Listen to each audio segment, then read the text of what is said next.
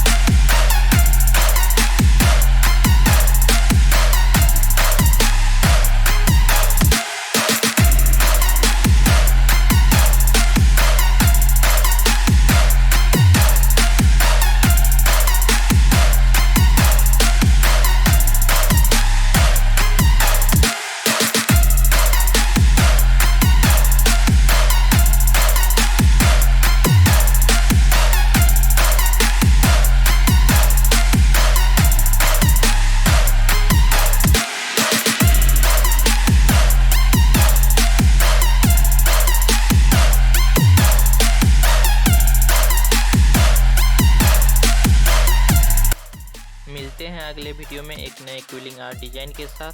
तब तक सेफ रहें, सुरक्षित रहें।